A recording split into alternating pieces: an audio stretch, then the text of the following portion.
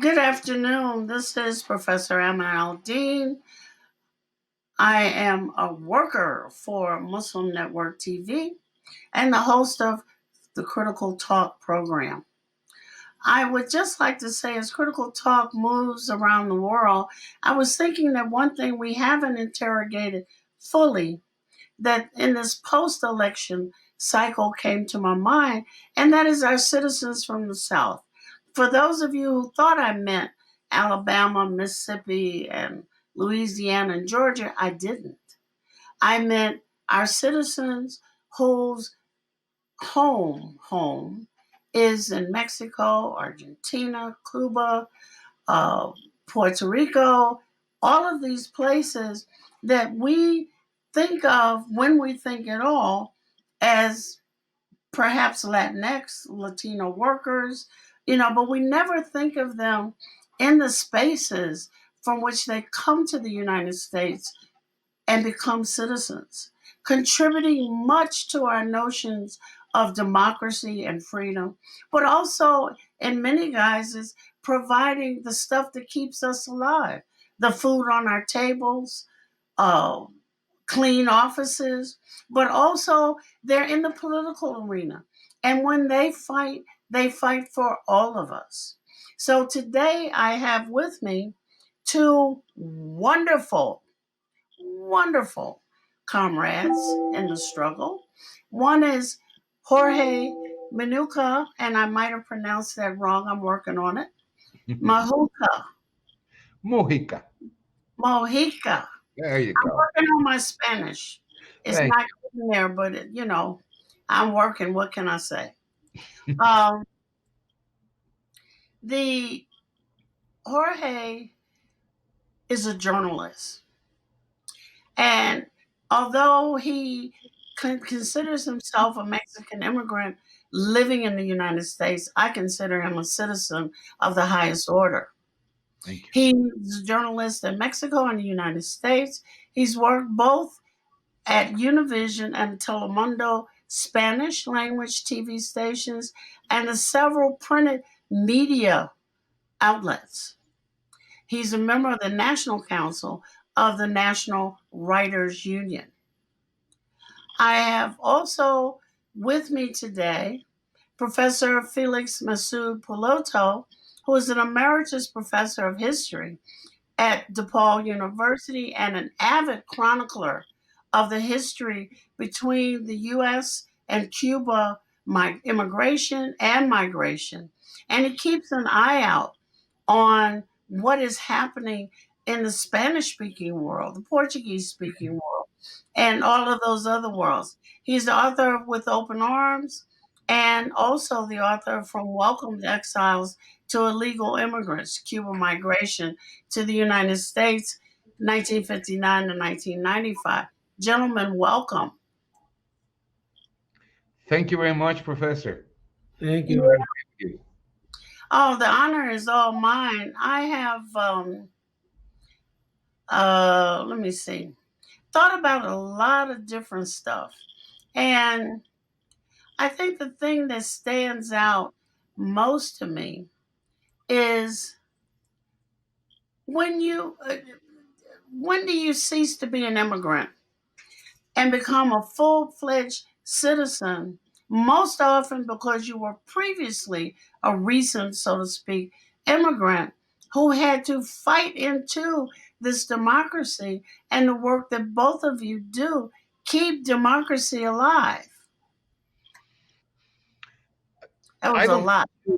I don't think you ever stop being an immigrant. I think you are. I mean, in my particular case, I keep tied to my country. Most of my family is in Mexico, and I keep dealing with social justice issues uh, in my own country because the Mexican community abroad is never been well defined by the Mexican government. We didn't have, for instance, the chance to vote from abroad. So we may become US citizens, but we are still Mexican citizens, and we want to vote and participate in our elections. This year, our remittances are going to be $40 billion we sent to Mexico. and that is sustaining the economy. Billion, yeah. $40 billion? $40 billion this year alone. 40 billion. Without those $40 billion, Mexico would have crashed like in May or June of this year. I'm a US citizen, but I am still a Mexican citizen, and I keep participating in Mexican politics and Mexican social issues. Well, Felix, what's happening with Cuba? Do you all send $40 billion home? No, we don't. But first, remember that we are less than 1/10 of the Mexican population, but we do spend 83 billion a year, which makes a difference in the Cuban depressed economy. And in fact, one of the last kick in the head that Trump uh, gave the Cuban government was to eliminate all Yeah. those remittances. You know, he closed. There were several hundred Western Union offices in Cuba. They closed them all. That was last week, just because he lost the election. He wanted to do that. And but I think that with the question of citizenship, like Jorge, I always, although I've been living here more than 50 years, I still feel Cuban. I still feel at home when I go back to Cuba. So it's more a question, especially in my case, in the Cuban case, that when we left Cuba, it was determined to be forever. You gave up everything. You gave up citizenship, the whole thing. Later that changed. In the 1990s, we were able to not to apply for citizenship, but at least to have a Cuban passport that we could go back. And I started doing that in the 1990s. And we're in a very awkward situation where, yeah, we do contribute monetarily, and there are a lot of Cubans who would like to invest in Cuba if given the opportunity. And Cuba recognizes Cuba. For me to go to Cuba, as I do often, I have to use a Cuban passport, which I do have, but I'm not. But Cuba still doesn't recognize dual citizenship. I have to. Oh, but they do of some peoples.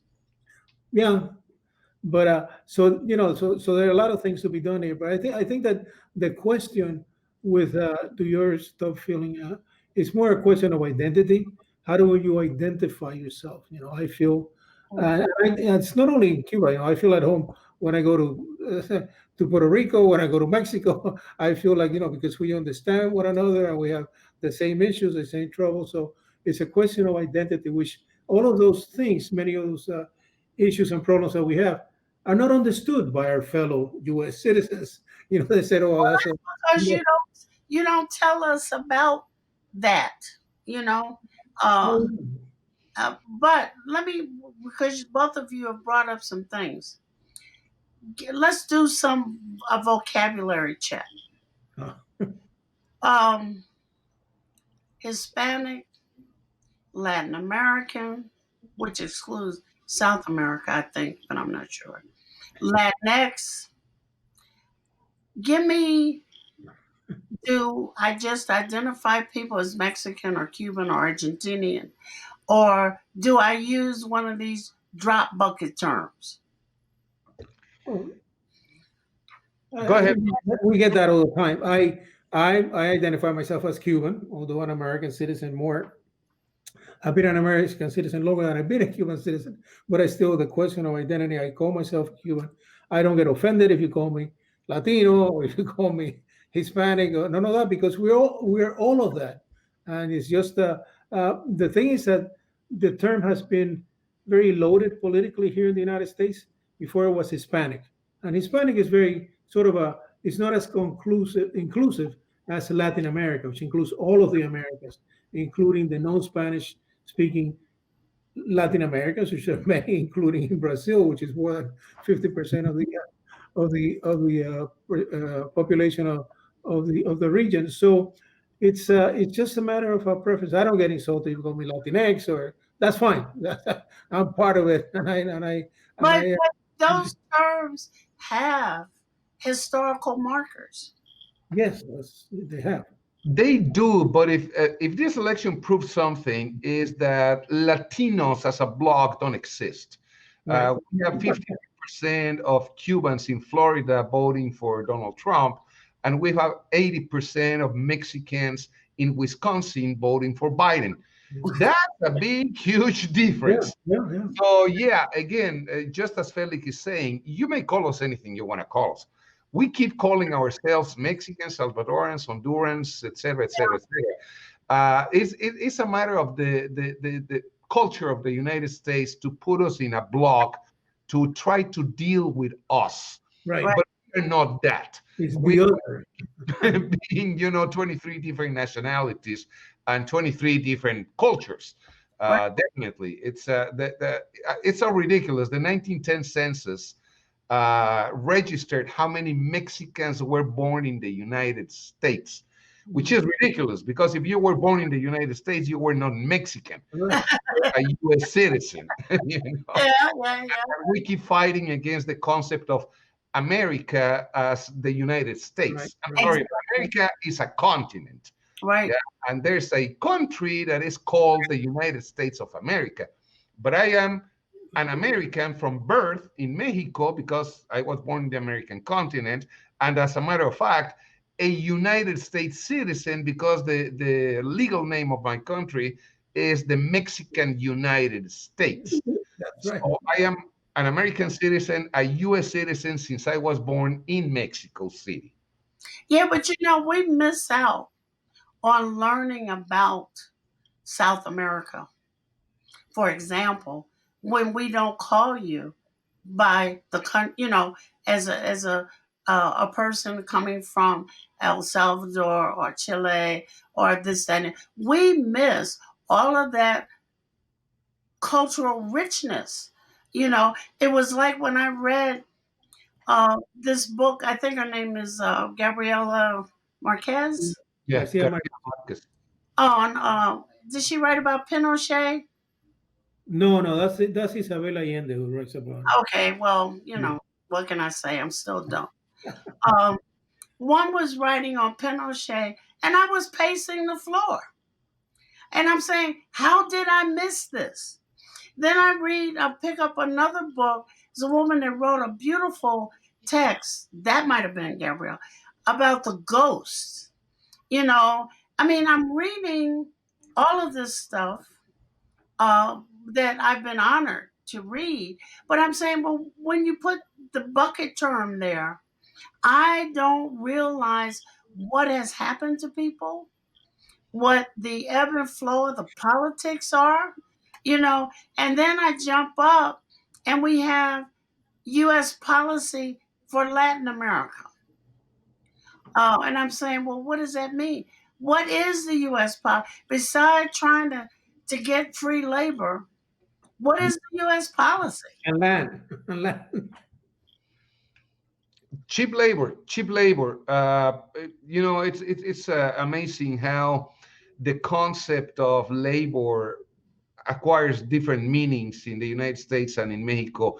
Mexico celebrated for many years the twin plants program, the maquila as we call it, and Mexico celebrated because it's foreign investment, dollars coming to us. Yeah. When you analyze it a little bit deeper, you realize that the U.S. companies are paying 1/6 of the minimum wages in the U.S. That's what they are paying Mexican workers.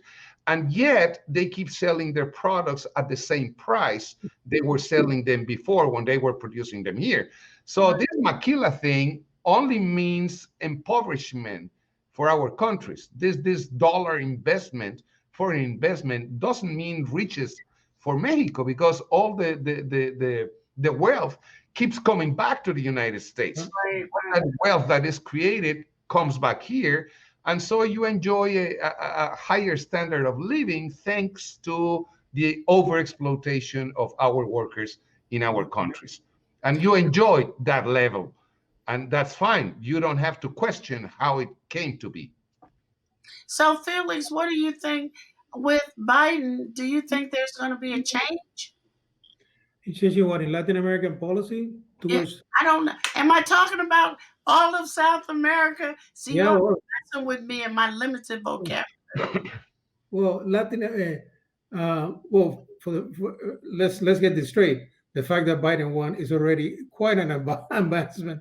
We had to get rid of Trump. Trump has been a total disaster. I mean, he has taken all the stereotypes, all the abusive policies to an extreme, without any kind of, without even thinking about these things. Biden is a different story. And of course, I don't expect a revolutionary change. I don't expect earth-shattering things, but it definitely is going to change in how does the United States relate to Latin America? We have, in the 23 countries, we have tremendous amounts of problems, especially political problems. You take things like Peru has had 3 presidents in 1 week. That's it. In Guatemala, but in 1 week. They didn't have the Chavez, who's dead, getting dug up to mess with Trump's election. Right. I know. Right. It's a while because that's the only place, that's the only demon besides Fidel Castro that the U.S. electorate knows. They might dig him up next. And Chavez, and after that, everybody's an angel. But and look at Guatemala, the same thing. Guatemala just a few days ago, this weekend, burned the Congress and forced the president and the whole cabinet to resign because they had signed a new budget that cut health, which in the middle of the pandemic, called education, and any kinds of investigations on human rights. So the people went out to the streets and they burned the damn Congress, and they still out in the streets. So you got all those things that the United States is going to have to deal with.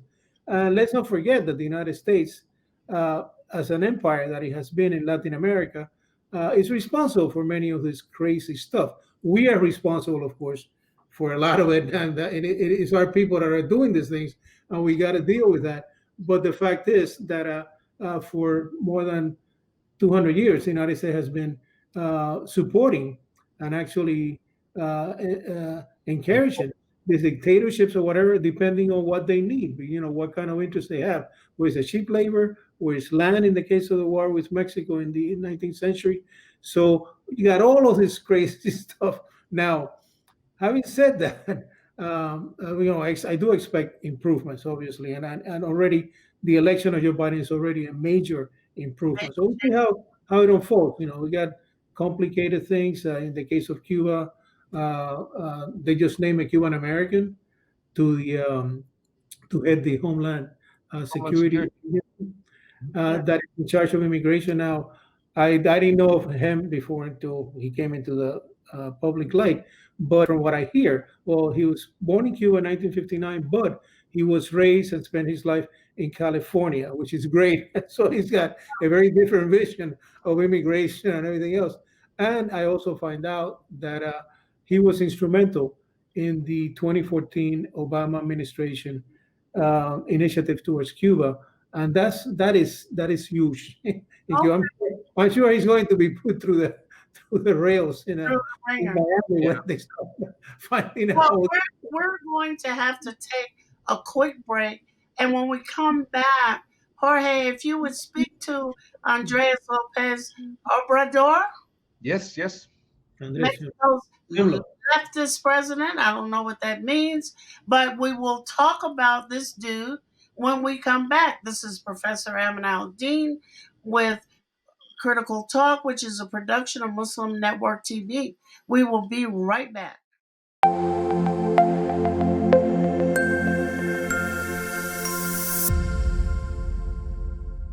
Billboards are popping up all over the country with an... Our neighbors don't realize that Muslims are absolutely opposed to ISIS. Salam. My name is Abdul Malik Mujahid. I'm an imam in Chicago. 16 shots! No me! No justice! No me! So how do we bring up the energy which can really have an impact on the world? You need to build bridges of understanding among people, and we need to have America moving forward. That lesson learned brought the strength of humanity to America, which is the diversity. Mujahid Talks, only on Muslim Network TV. Faithfully connected. This is Professor Al-Deen with Muslim Network TV on Critical Talk with Jorge Mújica. And Felix Masud-Piloto. My Spanish is getting better. I want you to know I A have lot. Spanish lessons, and next year I'll be able to, just whip it out.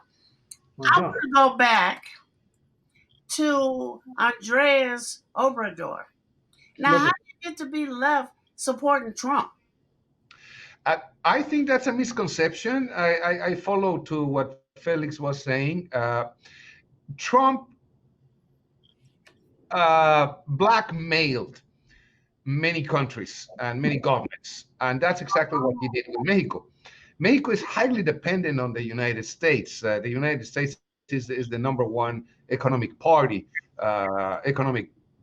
of the United States. If the United States sneezes, Mexico gets the flu, and in that way, Donald Trump imposed some regulations on Mexico. Donald Trump threatened to close the border, completely close it because he wanted Mexico to become a safe third country, as he called it. So people asking and requesting asylum, instead of being in the United States waiting for the process, had to wait in Mexico. Mexico didn't admit it, but Trump did it anyway. The United States is sending back anyone who applies legally at an international port. And what is Mexico going to do? To leave people in the international breach? That's impossible. So Mexico has to admit him back. It's not willingly. It was blackmailed by the United States. So I think the Biden administration is going to have to restart from zero. How to establish a diplomatic relationship with Mexico instead of a blackmail relationship. That's what I think. In my opinion, that's what happened. Yeah. Felix, you got a comment? No. I agree with Jorge that Mexico had really no alternative, and even someone on the left, like López Obrador had to say, okay, that's fine with us, but most Mexicans know that's not fine with him or with them. So we'll see. I guess that I'm sure that he also welcomes the fact that there's a new president now and someone who has a working brain and is not such an opportunist. That's what Trump has done. Trump has no ideological investment in any of his in any of his countries. He went immediately, became very good friends of Bolsonaro in Brazil, because Bolsonaro is just like him. I want to be like him. So that's what he looks for. He's just looking at what's in it for him, for Donald Trump, not the rest of the country. He doesn't give a damn, like putting people on third, where the hell have you heard of people going to a third country to get asylum? That's exactly. Well, American citizens of all stripes saw, and I'm sure it was making the hearts bleed of those who were from some of those South American countries, the treks of folk fleeing all kinds of violence and corruption and wanton murders. It reminded me of reading, I think it was Venezuela, where the grandmothers had to get out and find out where their grandchildren were because they had been, by the government, placed in these homes. But what are I'm confused. You all got to help me out here. I know that we had some kind of trade deal that was supposed to be, it was touted as, good for America. But it kicked the behinds of the people in our South. Okay? And forgive me that I don't know my history or political science well enough to name it, but I know it happened. And I know that people in government, benefited by those trade agreements, while the majority of the people in those countries suffered at poverty levels. We can imagine, perhaps, if we stretch it, but we can't imagine that level of poverty. And then you got gangs, and what we see on TV, or we don't have, for us to walk to the store is an ordeal. Not 1,700 miles. And I was thinking of the Motorcycle Diaries. They had a motorcycle. They weren't walking from Argentina up to Cuba. And I'm thinking, oh my God. Then we put them in cages. They're still in the damn cages. Mm-hmm. What we gonna do? My heart is breaking. My heart is breaking for two reasons. One, why aren't some of those kids living in my house? Why aren't some of those kids living in homes of people I know that have kids, don't have kids, or whatever? Why aren't we going to get those? I mean, I'm old and I probably can't stand kids, but I'd take a kid in rather than see him in a cage. What we gonna do? Yeah, that's the zero tolerance policy. It's a creation of Stephen Miller, advisor to President Trump, which is absolutely anti-immigrant, is racist in nature. But it's not only the policy abroad. I mean, obviously, the image of a kid in a cage is, publicized and it becomes famous. But it's all policies against immigrants. Let me tell you very briefly. Last year, 2019, the Social Security Administration within the United States issued 900,000 no-match letters. Those are letters the Social Security Administration sends to companies saying, hey, the Social Security number, date of birth, and name of this particular worker doesn't have a coincidence with our database. Basically meaning you are hiring undocumented workers. Yeah. And out of those 900,000 letters, over 500,000 Latino workers, essential workers, lost their jobs. So that's not publicized in the media. Right. It doesn't reach that level. It's not a kid in a cage. Yeah, but it's 500,000 people losing their jobs, 10 years, 20 years working, producing for this economy, and all of a sudden getting tossed, out of here because your name and your Social Security number does not coincide. You have been paying taxes for 20 years in that company, but all of a sudden you're out. So it was an anti-immigrant policy in all possible levels within and outside the United States.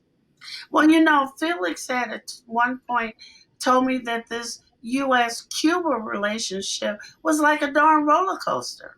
Oh, come. We're going to do this for you. Oh, go. We're not going to do this for you anymore.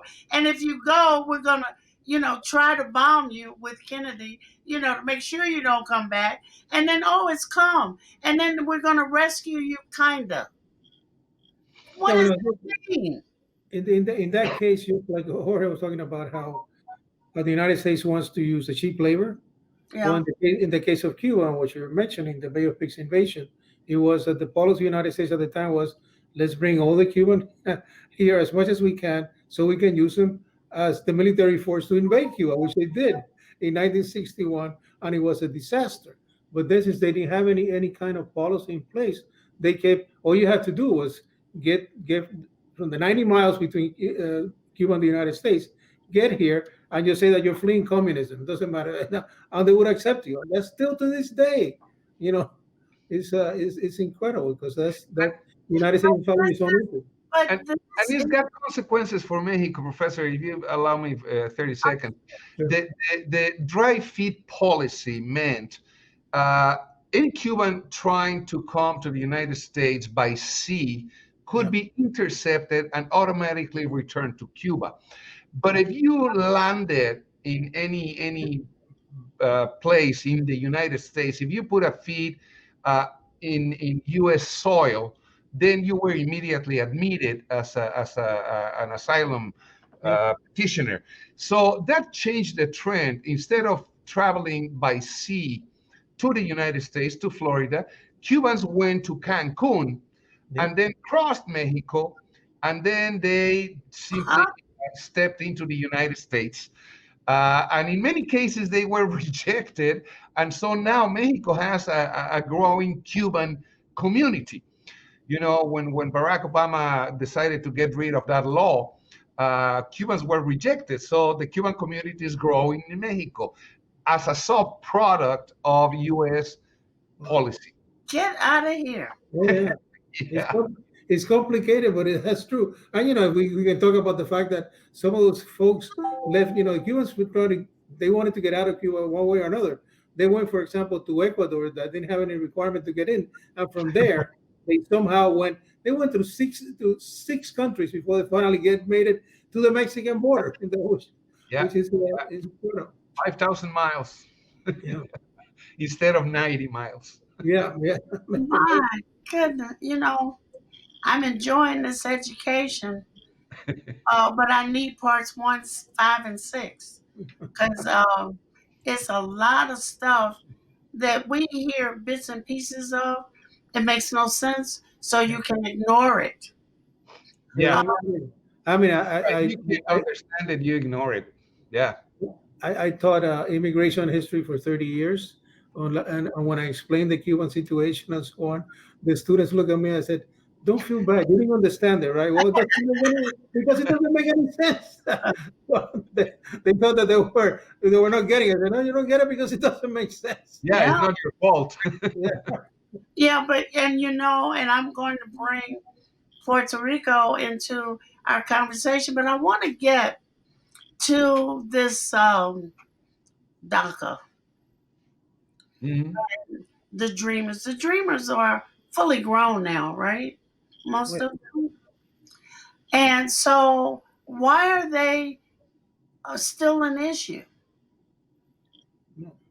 Trump made it an issue. Yeah. But most visibility, you have to remember that DACA wasn't a concession.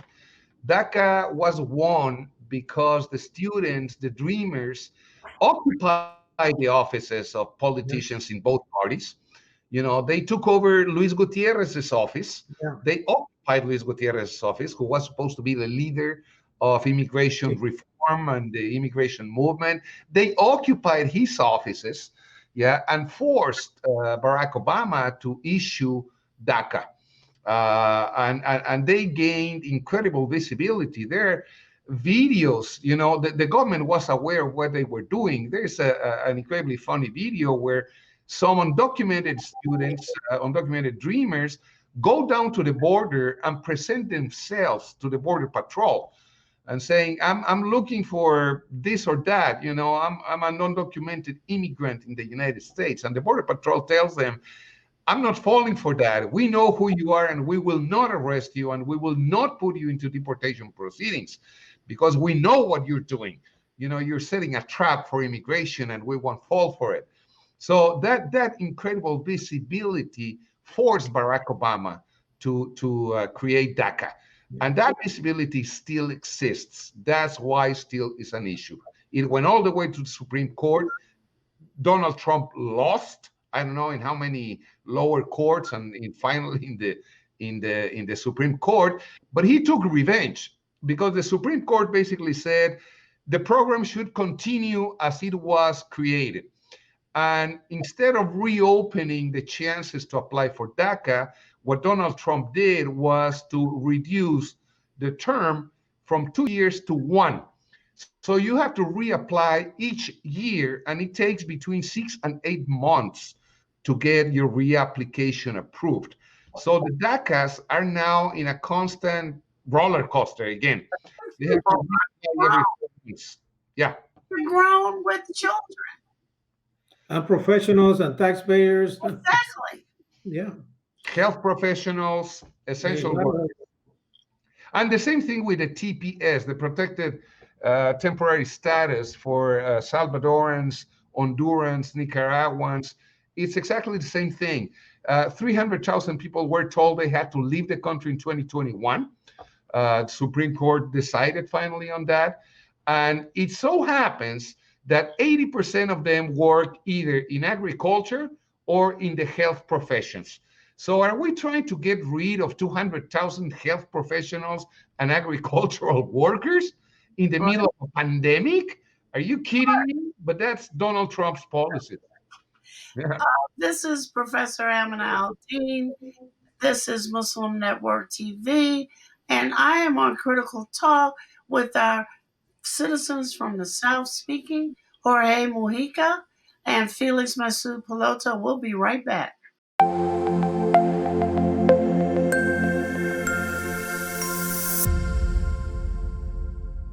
Assalamu alaikum! I love Adam's World because it makes me learn in a fun way. That Adam has a green face and orange hair. I like this song. I like how Adam sings. I like Adam's World because it makes me happy.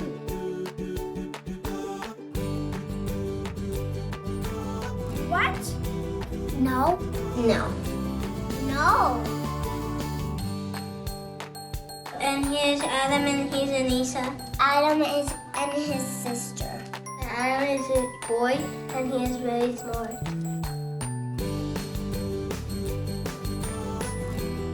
Download the new Adam's World app at adamsworldapp.com and let's help tomorrow's Muslims today.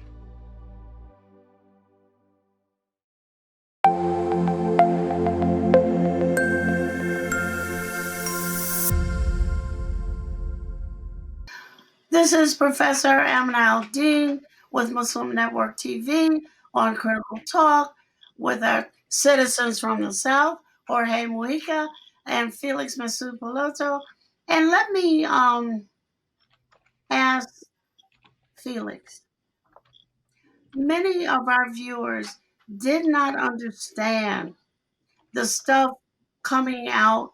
You know, Trump's position against Cuba was interesting, especially since you knuckleheads in large numbers voted for him. Talk to me. Well, one of the things is, there's Cubans are in Miami, the epicenter of the Cuban exile in the United States, the biggest communities. They have always voted Republican, which is crazy because the most active anti-Cuban presidents have been Democrats. John F. Kennedy, who invaded the country, who continued a great policy of terror against Cuba, and then you have Bill Clinton, which came up with all this the Helms-Burton Act and the most. No. Explain. Okay, so that's the thing.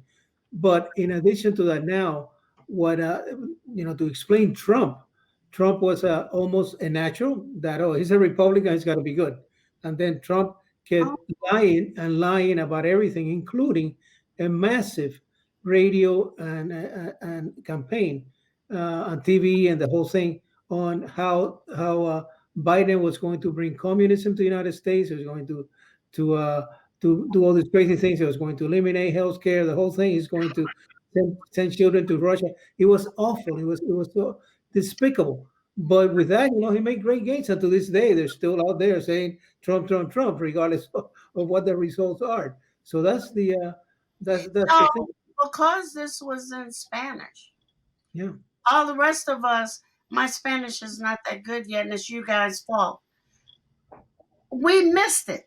Yeah, but the Miami voters, they get it. They all got it. And it backfired in many other places, like Wisconsin. The result still surprised me. 80% of Mexicans in Wisconsin voting for Biden. Because for us, socialism or communism is not a threat. We just elected 2 years ago a leftist candidate as president of Mexico. During the primaries, Bernie Sanders really made inroads in the Latino community. I live in a district that Sanders took by 80% of the vote. So socialism is not bad for Mexicans. It may be bad for Cubans in Florida, but it's not bad for Mexicans in Wisconsin. But the United States form of democracy is social democracy. We have more entitlements than the moon got specks. It's an entitlement. Those are socialist policies. They're not capitalist democratic policies. So how did all of a sudden does socialism become a bad thing? Yeah, but of course it's a false argument that they use. It's credible. Just like Trump is now, or Giuliani is blaming the election results on Hugo Chavez's intervention with the Hugo Chavez been there for 7 years, and uh, and of course he had no way of doing that. Nor was he interested in getting Joe Biden elected, even if we were alive. But but look at to explain how the Cubans voted. Uh, Hillary Clinton in 2016 won Miami-Dade County, and Yeah. Barack Obama won it too. And but that all goes depending on the politics at the time. In the case of Trump, that very ugly and but effective propaganda campaign worked for him. And if you go back even before, when Bill Clinton, for example, in 1992, when he first ran, he was behind in the polls and he was a liberal. This guy was going to be the communist and all that stuff. But he was behind in the polls against George H.W. Bush. And he went to Miami, had a huge fundraiser with the right wingers, and he said that he was going to really put the hammer on Fidel Castro and so on. And that's how he turned the vote. So, they always played that issue. And that, incredibly enough, it works.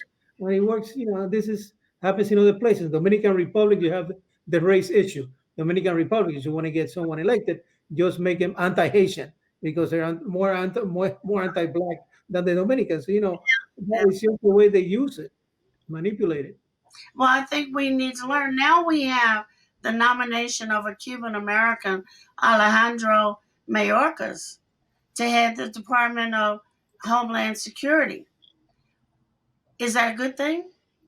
Well, I think I said earlier that it could be, but you never know. You never know what's behind the thing. But so far, what I know of him, the little that I know from public, is that he's okay. That he was very, very good he's very respectful of immigrant rights and so on. But let's not forget that President Obama, for whom I voted and love and so on, he deported more than 2 million, mostly Mexicans and Central Americans. So you never know how the things are going to unfold. It's much better to have someone there that seems to be decent and have a grip on what's going on, not to have an insane and cruel guy like Steve Miller blowing in Trump's ears.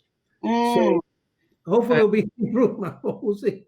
Yeah, I think Mallorca is going to do exactly that. Follow the flow, follow the instructions.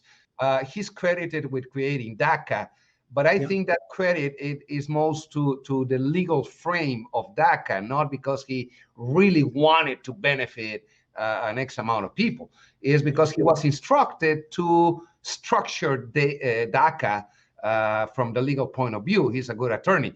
And so if he's ordered to come up with legal structures for legalization for immigrants, for essential workers, something like that, he will do it. Yeah. If he's instructed the other way around, he would do the other way around thing. So he's not actually perhaps the best nominee. I don't think Biden has had the best nominees for anything so far.